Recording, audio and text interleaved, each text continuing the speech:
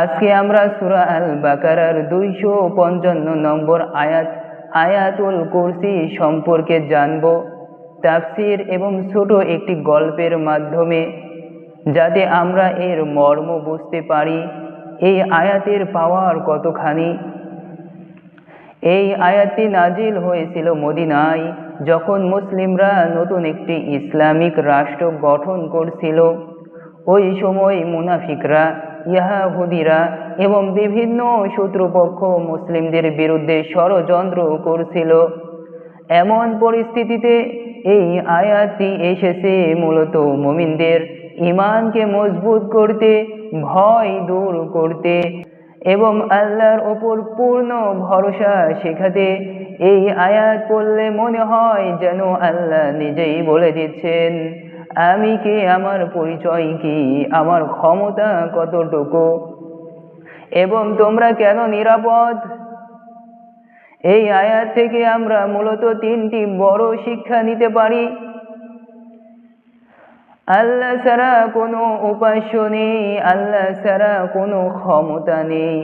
লা হাওলা ওয়ালা কুওয়াতা ইল্লা বিল্লাহ। আল্লাহ ছাড়া কোনো ক্ষমতা নেই, আল্লাহ ছাড়া কোনো শক্তি নেই। আল্লাহ এক ও অদ্বিতীয়, আল্লাহর কোনো শরীক নেই, আল্লাহর সমতুল্য কেউ নেই। ওয়ালাম ইয়াকুল লাহু কুফুয়ান আহাদ। আল্লাহর সমতুল্য কেউ নেই, কারণ জ্ঞানে, গুণে, সুন্দরে, ক্ষমতায় কোনো দিক দিয়েই আল্লাহর সমতুল্য কেউ নাই। দ্বিতীয়, তিনি হাইয়ুল কাইয়্যুম, তিনি চিরঞ্জীব, চিরস্থায়ী। তিনি কখনো ঘুমায় না, কখনো তন্দ্রা আসে না, কখনো তার ক্লান্তি আসে না। কিন্তু আমরা মানুষ প্রতিনিয়ত ঘুমাই, প্রতিনিয়ত ক্লান্ত হয়ে পড়ি। আল্লাহ বলছেন, হে মানুষ, হে জীব, হে প্রাণী, সমস্ত জীব, সমস্ত প্রাণীকে আল্লাহ বলছেন, তোমাদের ক্লান্তি আসে, তোমরা ঘুমাও। সূরা জুমারের 42 নম্বর আয়াতে বলছে, তোমরা যখন ঘুমিয়ে পড়ো তখন তোমাদের আত্মাগুলোকে আমি কেড়ে আনি। আমরা যখন ঘুমাই তখন আমাদের আত্মাগুলোকে আল্লাহ হরণ করে, আমাদের আত্মাগুলোকে আল্লাহ কেড়ে নেয়। এটাই আল্লাহর পাওয়ার, এটাই আল্লাহর শক্তি। আল্লাহ বলছেন, আমি চিরস্থায়ী, আর তোমরা সবকিছুই ধ্বংস হবে। শুধু আমার মৃত্যু নাই, বাকি সবকিছুর মৃত্যু আছে। আমি অবিনশ্বর, আর সবকিছুই নিঃস্বর। আমরা যে ঘুমালাম, আমাদের আত্মা তো আল্লাহ কেড়ে নিল। এটা মানুষ কেন উপলব্ধ করে না? একটানা 12 ঘন্টা 14 ঘন্টা কাজ করে দেখেন, ক্লান্তি চলে আসবে, ঘুম চলে আসবে। এই সময়ে আমাদের আত্মাগুলো আল্লাহ কেড়ে নেন। আল্লাহ বলছেন, তৃতীয়ত, তার কুরসি আসমান ও জমিনকে ছাড়িয়ে গেছে, অর্থাৎ তার ক্ষমতা, জ্ঞান এবং কর্তৃত্ব পুরো সৃষ্টি জগৎকে ছাড়িয়ে গেছে। হুয়াল আউয়ালু ওয়াল আখিরু ওয়াজ যাহিরু ওয়াল বাতিন ওয়া হুয়া বিকুল্লি শাইইন আলীম।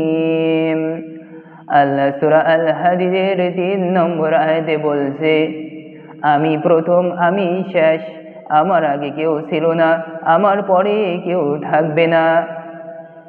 আমি প্রকাশ্য, সমস্ত জীব, সমস্ত প্রাণীর চোখের সামনে যা কিছু ঘটে সব কিছুই আমি দেখি, শুনি, জানি। তাই আমি প্রকাশ্য, আমি অপ্রকাশ্য। সমস্ত জীব, সমস্ত প্রাণীর চোখের আড়ালে যা কিছু ঘটে, তোমরা যা কিছুই করো না কেন, তোমরা মনে করো তুমি ছাড়া তোমাকে আর কেউ দেখছে না। আরে বান্দা, ওই সময়েও আমি তোমাকে দেখি। আমি সব কিছুই দেখি, শুনি, জানি। আমার জ্ঞানের বাইরে কোনো কিছু নাই। আমার ক্ষমতা আসমান ও জমিনকে পরিবেষ্টন করে আছে। এই 3টা বিষয় যখন আপনি অন্তরে নিয়ে যখন পবিত্র কোরআন পড়বেন, আয়াতুল কুরসি পাঠ করবেন। এবার আমরা একটা গল্পের মাধ্যমে আপনাদেরকে বোঝাই। ধরুন আপনার নাম আহমদ, আপনি একজন মানুষ, আপনি একজন সাধারণ ব্যবসায়ী, সংসারী মানুষ। একদিন তার জীবনে এমন একটি সমস্যা এলো যে তার ব্যবসায়ী প্রচুর লস হলো। পাওনাদাররা চাপ দিচ্ছে, কারণ এখন সে তো লসে পড়েছে। যদি এই অবস্থায় তার কাছে পাওনা না চায়, পরবর্তীতে সে আর পাওনা দিতে পারবে না। তাই এখন যদি অল্প কিছু উপায়, তবুও তো মনে হবে নিজের অন্তরকে বুঝ দিতে পারবো। আমি ওর কাছে অনেক টাকা পাইতাম, তবুও কিছু তো পাইছি। একবারে না পাওয়ার চাইতে এইরকম অবস্থায় আহমদের অন্তরে মানসিক চাপ সৃষ্টি হলো। রাতের বেলা সে ঘুমাতে পারছে না, মনে হচ্ছে এখন কি হবে, সব তো আমার শেষ হয়ে গেল। তখন সে মসজিদে 2 রাকাত নামাজ পড়ল। আল্লাহ বলছেন সূরা বাকারার 45 নম্বর আয়াতে, তোমরা ধৈর্য এবং সালাতের মাধ্যমে সাহায্য প্রার্থনা করো। আল্লাহ অন্যান্য আয়াতেও বলেছেন তোমরা ধৈর্য এবং সালাতের মাধ্যমে সাহায্য প্রার্থনা করো। নিশ্চয় আল্লাহ ধৈর্যশীলদের সাথে আছেন। আর আল্লাহ সূরা বাকারার 45 নম্বর আয়াতে বলছে তোমরা ধৈর্য ধরো, সালাতের মাধ্যমে সাহায্য প্রার্থনা করো। নিশ্চয় যারা নম্র, ভদ্র, বিনীত, খুশু সালাত আদায় করে, তারা মনে করে যে তাদের সাথে আমার সাক্ষাৎ ঘটবে, তাহারাই এই সমস্ত বিনীত। আর ইহারা বাদে বাকিদের জন্য নামাজ কঠিন। আহমদ তখন 2 রাকাত নামাজ পড়ল এবং বাসায় ফিরে কোরআন খুলল, চোখে পড়ল আয়াতুল কুরসি। এই আয়াত পড়ে তার মনে হলো আল্লাহ তো সবকিছু জানেন, তিনি সবকিছু দেখছেন, তার ক্ষমতার বাইরে কিছু নেই, তিনি তো চিরঞ্জীব, চিরস্থায়ী। এরপর আহমদ প্রতিদিন সকালে বিকালে এই আয়াত পড়তে শুরু করলো। অন্তরে দৃঢ় বিশ্বাসের সাথে পড়ল। শুধু শুধু পড়লে তো আর চলবে না, অন্তরে দৃঢ় বিশ্বাস থাকা লাগবে যে আল্লাহ আমাকে দেখছে। মনে মনে ভরসা রাখলো আল্লাহর ওপর। সে ভাবলো আল্লাহ যদি সবকিছুর মালিক হন, তাহলে আমার এই সমস্যাও তার হাতে, আর আমার এই সমস্যা তো সামান্য। আমি চেষ্টা করব আর ফলাফল আল্লাহর ওপর ছেড়ে দেব। আল্লাহ তো বলেছেন যে বান্দা চেষ্টা করে না, আমি তার ভাগ্যের পরিবর্তন করি না। যাই চেষ্টা করে আমি তার ভাগ্যের পরিবর্তন ঘটাই।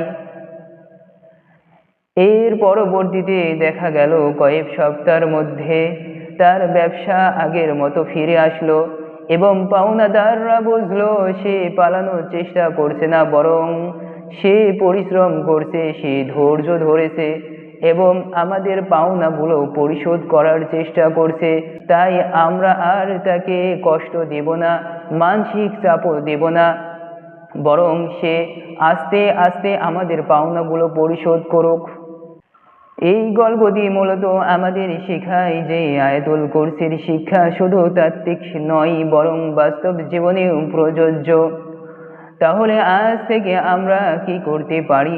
যখনই কোনো সমস্যায় পড়ব, মনে করব আল্লাহ সব কিছু জানেন, তিনি আমার সাথে আছেন। আর আমরা নামাজে দাঁড়িয়ে যাব, সিজদায় আল্লাহর কাছে চাইব। আল্লাহ তো বলেছেন তোমরা ধৈর্য ধরো এবং সালাতের মাধ্যমে সাহায্য প্রার্থনা করো। আমরা নামাজ শেষে আয়াতুল কুরসি দৃঢ় বিশ্বাসের সাথে পাঠ করব। এই আয়াতটি প্রতিদিন সকালে বিকালে পড়ব এবং শুনব দৃঢ় বিশ্বাসের সাথে, যাতে ঈমান মজবুত থাকে। এবং সবচেয়ে গুরুত্বপূর্ণ, ভরসা রাখবো আল্লাহর উপর, কারণ তিনি সব কিছুর মালিক। চলুন শেষে একটি ছোট দোয়া করি। হে আল্লাহ, যেন আমরা এই আয়াতের মর্ম বুঝে আমাদের জীবনে আমল করতে পারি। আমাদের ঈমানকে মজবুত করুন, ভরসা বাড়াও এবং আমাদের সব সমস্যার সমাধান করে দাও। আল্লাহুম্মা আমিন। আল্লাহ সুবহানাহু ওয়া তাআলা আমাদের জীবনের সমস্ত ঋণ পরিশোধ করার তৌফিক দান করুক এবং আমাদের মানসিক শান্তি দান করুন। আল্লাহ তো বলেছেন, রব্বানা আতিনা ফিদ দুনিয়া হাসানা ওয়া ফিল আখিরাতি হাসানাতাও ওয়া কিনা আযাবান নার। দুনিয়ার সমস্ত কল্যাণ এবং পরকালের সমস্ত কল্যাণ আল্লাহ আমাদেরকে দান করুক এবং পরকালের সেই ভয়াবহ শাস্তি হইতে আমাদেরকে রক্ষা করুক। সকলে পড়ি আল্লাহুম্মা আমিন। আজকের আলোচনা থেকে আমরা যা যা শিখলাম তা পালন করার চেষ্টা করব এবং পরিপূর্ণভাবে আমল করার চেষ্টা করব ইনশাআল্লাহ। আল্লাহ আমাদের সকলকে কবুল করুক। আল্লাহুম্মা আমিন।